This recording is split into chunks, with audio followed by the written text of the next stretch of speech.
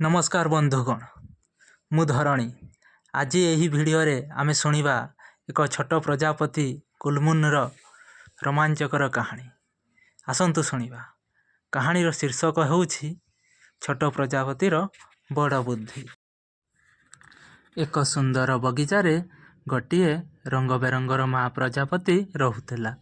तार थिले 4टी छुआ। सेमानंक मध्यरु सबुठारु छोट थिला कुलमुन। नाटी जेमिति काम भी सेमिति। कुलमुन थिला भारी चगला एवं दुष्ट। जेतेबेले तार भाई भौणी माने फुलरू महु पिउथिले, कुलमुन एपट सेपट हेई डें खेलुथला। थरे माँ प्रजापति कुलमुन को सांगरे धरी बोलिबा को बाहरिला। उड़ी उड़ी कुलमुन थकी गलानी बोली माँ को कहिला। ताकू विश्राम देबा पाई माँ एक पुराणा निछाटिया भंगा घर खोजी बाहर कला। माँ कहिला, कुलमुन तू एठी टिके विश्राम कर, कुआडे जीवु नाही, मु एबे आसुची। किंतु से माने जानी नथिले जे सेही अंधारुआ कांथ कणरे गोटे बड़ झिटिपिटी उपासरे बसी रहिछि। माँ जीवा क्षणी झिटिपिटी मिठा मिठा कथा कही कुलमुन पाखकू आसिला। झिटिपिटी, आरे कुनी प्रजापति, एकुटिया बसी कौन करुछु?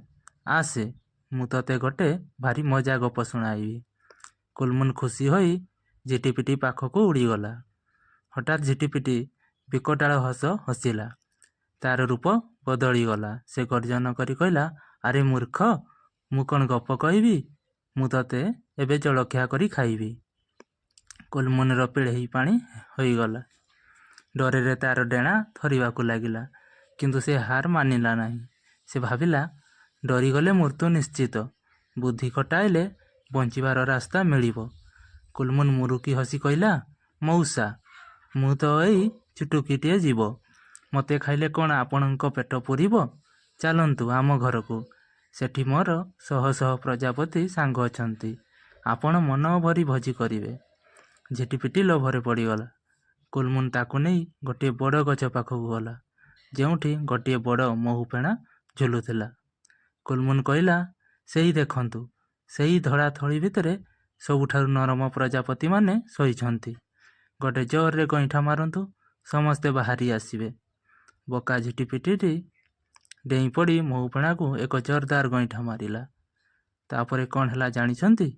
प्रजापति बदलरे हजार हजार रागी महुमाची बाहरी आसिले। सेमाने झिटिपिटी को चारिआडू घेरी गले एवं ताकू कामुड़ी कामुड़ी लहुलुहान करिदेले। शेषरे सेई झिटिपिटी रो प्राणवायु उड़ीगला। कुलमुन दूर थाई एसबू देखुला। से आज निज बुद्धि बलरे एक निश्चित मृत्यु मुखरू बंचीगला।